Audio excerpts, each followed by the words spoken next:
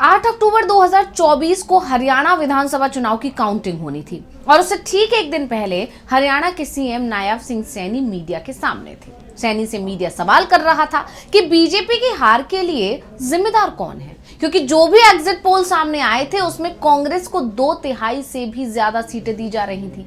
ऐसे में हर कोई मान रहा था कि अब हार की जिम्मेदारी बीजेपी के अंदर कौन लेगा, क्योंकि बीजेपी की जीत दिखती तो फिर यह सवाल ही नहीं था, क्योंकि फिर तो पीएम मोदी की जीत मानी जाती। लेकिन हार के लिए जिम्मेदार कौन होगा?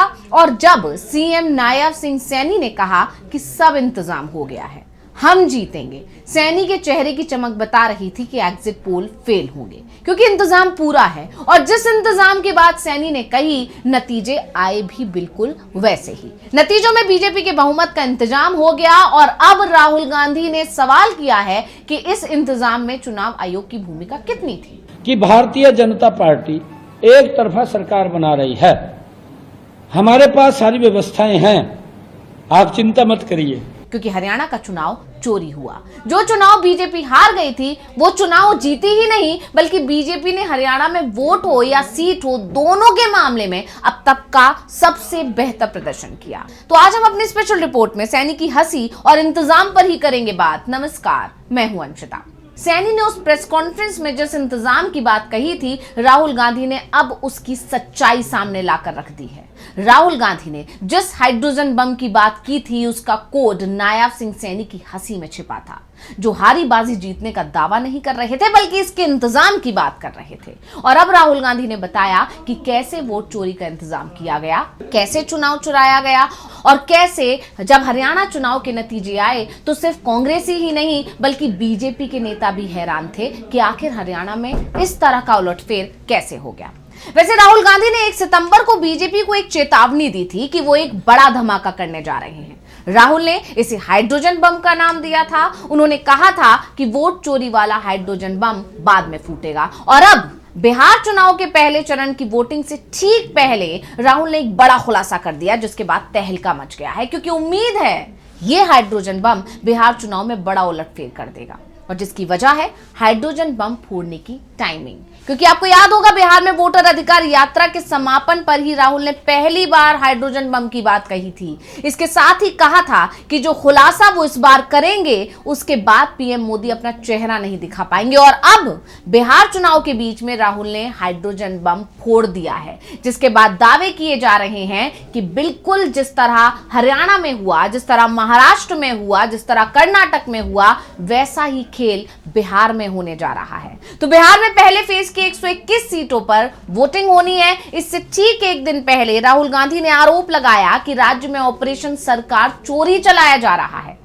राहुल ने बिहार के 5 वोटरों को मंच पर बुलाया। सभी के सभी ने एक ही बात दोहराई कि उनके नाम वोटर लिस्ट से काट दिए गए हैं। आप जानते हैं एसआईआर का मुद्दा तेजी से गरमाया हुआ है और एसआईआर के मुद्दे के बीच में जब राहुल गांधी एक के बाद एक वोट चोरी को लेकर खुलासे कर रहे हैं, बड़े बड़े खुलासे कर रहे हैं, मैं सबूत के खुलासे कर रहे हैं, तो चुनाव आयोग और बीजेपी दोनों घिरते जा रहे हैं, क्योंकि चुनाव आयोग पर बीजेपी को फायदा पहुंचाने के आरोप लग रहे हैं। और अब वो आरोप जो लगाए जा रहे थे अभी तक कांग्रेस की तरफ से या तमाम विपक्षी दलों की तरफ से, उनके सबूत भी राहुल गांधी रख रहे हैं। तो राहुल गांधी ने आरोप लगाया कि जो हरियाणा में हुआ वही बिहार में होगा, बिहार में भी वोटर लिस्ट में धांधली हुई है। उन्होंने दावा किया कि मतदाता सूची हमें लास्ट मोमेंट पर दी गई। उन्होंने ये भी कहा कि पूरे के पूरे परिवार के नाम वोटर लिस्ट से काट दिए गए। बिहार में भी लाखों लोगों के नाम काटे गए हैं। राहुल ने यह भी कहा कि हरियाणा में 3.5 लाख वोटर्स का नाम लिस्ट से काट दिया गया था और यह भी कहा कि बिहार में यही दोहराया जा रहा है। चुनाव से ठीक पहले वोटर लिस्ट दी जाती है ताकि लोकतंत्र को मारा जा सके। राहुल गांधी ने पिछली जितनी भी प्रेस कॉन्फ्रेंस की हैं उसमें जिस तरह से प्रेजेंटेशन दिखाई, बिल्कुल उसी तरह इस बार भी एक प्रेजेंटेशन दिखाई और इस प्रेजेंटेशन में हरियाणा में हुई धांधली के सारे सबूत खोलकर रख दिए। उन्होंने अपने प्रेजेंटेशन में हरियाणा की वोटर लिस्ट दिखाते हुए कहा कि ब्राजील के एक मॉडल ने हरियाणा चुनाव के दौरान 10 बूथ पर 22 बार वोट डाला। इस तरह हरियाणा विधानसभा चुनाव 2024 में 25 लाख वोटों की चोरी हुई। इस पीपीटी में देखा जा सकता है कि हरियाणा की एक्चुअल पोलिंग लिस्ट में एक ही महिला की कई जगह फोटो लगी है। कुछ ही उम्र उनकी फोटो से अलग है और एक महिला तो 2 पोलिंग बूथ में 223 बार नजर आती है। और अब इन सब सबूतों पर राहुल गांधी ने एक बार फिर चुनाव आयोग से सवाल किया और कहा कि चुनाव आयोग को बताना पड़ेगा कि ये महिला इतनी बार क्यों आई। ये कारण है कि चुनाव आयोग सीसीटीवी फुटेज रिमूव कर देता है। हरियाणा में ऐसे हजारों उदाहरण हैं जब सीसीटीवी फुटेज ही नहीं रहेंगी तो कोई जान ही नहीं पाएगा। आप जानते ही हैं चुनाव आयोग से जब भी सीसीटीवी फुटेज की बात की गई तो चुनाव आयोग की तरफ से आनाकानी की गई है और एक बार तो चुनाव आयोग की तरफ से यहां तक कह दिया गया कि ये निजता का मामला है, महिलाओं की इस तरह से जानकारी सार्वजनिक नहीं की जा सकती, ये उनकी सुरक्षा का मामला है। लेकिन अब जिस तरह से राहुल गांधी ने सबूत सामने रखे हैं उससे एक बार फिर चुनाव आयोग के उसी बयान पर सवाल खड़े हो गए हैं कि आखिर चुनाव आयोग क्या छुपाने की कोशिश कर रहा है।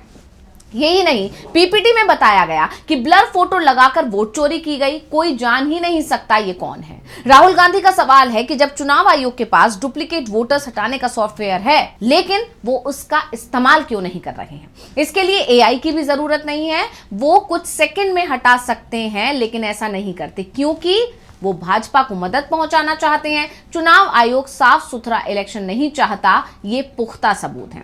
आप जानते हैं राहुल गांधी ने इससे पहले जब पिछली प्रेस कॉन्फ्रेंस की थी उस दौरान उन्होंने खुले तौर पर कहा था कि ये जो सबूत वो लेकर आते हैं ये सबूत खुद चुनाव आयोग के अंदर बैठे लोग ही उन तक पहुंचाते हैं, जिसके बाद से चुनाव आयोग और ज्यादा बुरी तरह घिर गया। यही नहीं, इस बार जो प्रेजेंटेशन राहुल गांधी की तरफ से दिखाई गई उसमें एक ब्राजीलियन लड़की की तस्वीर दिखाई गई जिसको लेकर दावा किया गया कि ये हरियाणा की वोटर लिस्ट में है, जो अपने आप में एक बहुत ही बड़ा खुलासा है। और बड़ी बात यह है कि ये ब्राजीलियन लड़की कभी स्वीटी, कभी सीमा तो कभी सरस्वती के नाम पर वोट डालती हुई दिखाई दी। अब राहुल गांधी का कहना है कि चुनाव आयोग को बताना पड़ेगा ये महिला इतनी बार क्यों आई, आखिर क्या चल रहा है चुनाव आयोग की तरफ से बीजेपी को फायदा पहुंचाने के लिए। राहुल गांधी ने कहा कि दालचंद यूपी में भी वोटर हैं, हरियाणा में भी वोटर हैं, यानी राहुल गांधी ने अपने उस दावे पर भी मोहर यहां लगा दी जो उन्होंने महाराष्ट्र चुनाव के नतीजे आने से कुछ दिन पहले किया था, जिसमें उन्होंने कहा था कि कुछ फ्लोटिंग वोटर्स हैं जिन्हें बीजेपी अपने फायदे के लिए इधर से उधर इस्तेमाल करती है। जहां बीजेपी को हार दिखाई देती है वो उन वोटर्स को उस राज्य में ले आती है और फिर वो वोटर्स बीजेपी के लिए वोट करते हैं और उसके बाद वो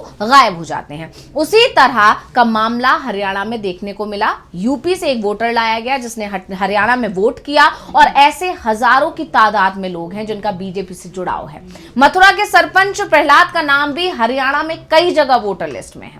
इन सब को लेकर राहुल ने कहा कि उन्होंने दावा किया कि मकान नंबर 0 उन लोगों के सामने दर्ज कर दिया जाता है जिनके पास घर नहीं होते।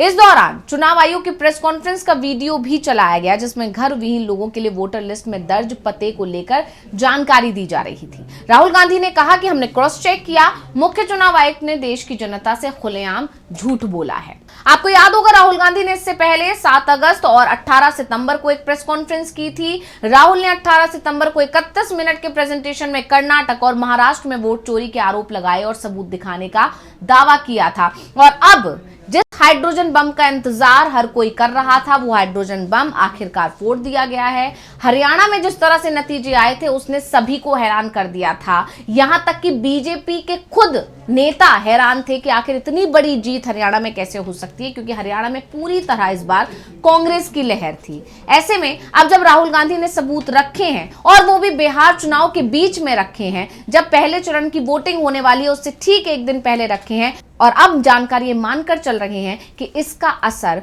बिहार चुनाव पर जरूर पड़ने वाला है। तो स्पेशल रिपोर्ट आपको कैसी लगी हमें कमेंट करके अपनी राय जरूर दीजिएगा। इसी के साथ मुझे दीजिए इजाजत। देखते रहिए DV लाइव। नमस्कार।